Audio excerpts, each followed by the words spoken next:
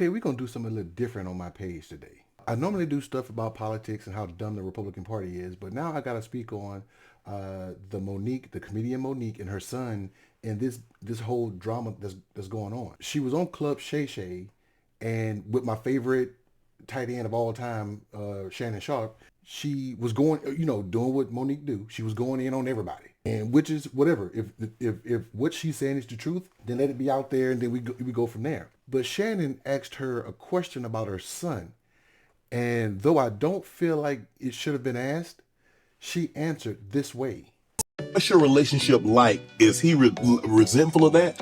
We're still very much separated. Okay. And it's one of those things where you have to pray to the universe and say, let time do the healing. Mm-hmm. And that's it. Right. That's it. Let time do that healing. It may heal it in time, and it may not. Right. And that's something that we as parents have to say, listen. Right. I've done what I could do. I've taken accountability for it. Now it's up to you. Now, I don't know the backstory of her and her son. Her and her son's business is not my business, but it's out in the public. And so her son, I guess, seeing that was put out there, he went to TikTok and gave a 5-minute breakdown of what he thought about her interview and how he felt like he should put out his side or give it context from his point of view. My mother and I both know that that is a very false narrative, and I would like to free her of having to continue telling that lie. And in that clip, he talked about a lot of things. He talked about how he felt like Monique was not being a mother, and how she didn't want to be a mother, or at least be a mother to him.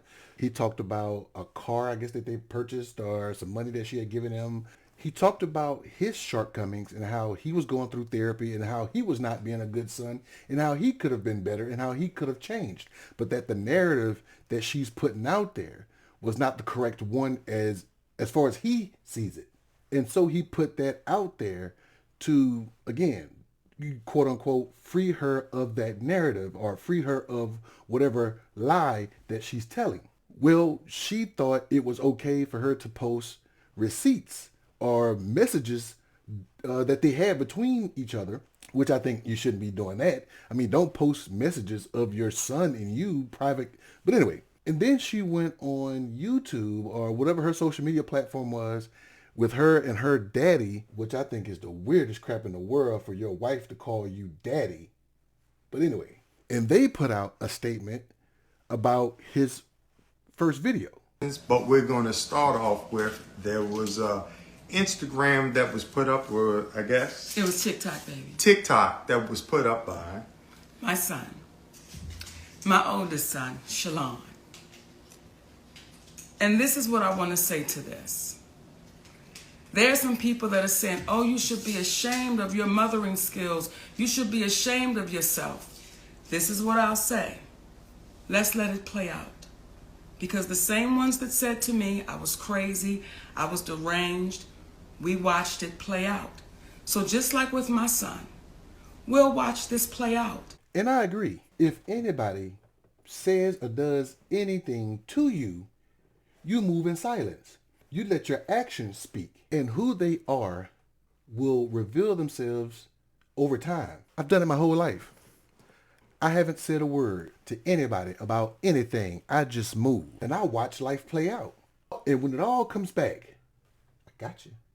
So let it play out. If Shalom, her son, is who she says he is, then who he say he is will be revealed. And that goes for Monique too. So he does a response to that and to the critics on TikTok again. And he reads his comments because he don't want to go all over the place and rant like I do, which is also smart on his part because he gets to read what he wants to say and not be subjected to being diverted in his thought process. Very smart, very calculated. I did not expose my mother, nor did I badmouth my mother. I simply provided context to what was already being said about me, while also explaining why I don't speak to them directly. So, if you stayed with me this long, thank you. But this is why I did all of that. And I'm pretty sure there's more to this story. Monique was doing a comedy show in New Jersey. And I guess she thought it would be okay for her to say this kind of joke. My grandbaby called me and told me to watch this goddamn TikTok of your son. And I watched that shit. She said, I want to tell you something. I said, ma'am. She said, that nigga. And when the elderly people tell you, that nigga, you ain't that nigga. She said, Monique, I'm 80 years old and I got a son 60 years old. He still tell me how up I was when he was 10 years old. That nigga. Forgive the N-word, but I couldn't block that out. Comedy Hype, I appreciate you with that video, but forgive the N-word. Monique, if you thought that was a joke and you thought that was funny, it wasn't. For you to go out there and say that kind of a joke about your son and you told us, Watch this play out. this speaks more about who you are to him than about who he is to you. Monique, my children are not as old as your children, but I understand your frustration. My children also has a tendency to want to change the narrative of their lives when they really had no idea of the backstory of what you were doing as a parent. I agree with you. You could have sat back and watched this play out like you instructed us to do, but you instead go and do this. That nigga. You could have did this 1,000 other ways. And just like Switch said in The Matrix. Not like this. What do you think?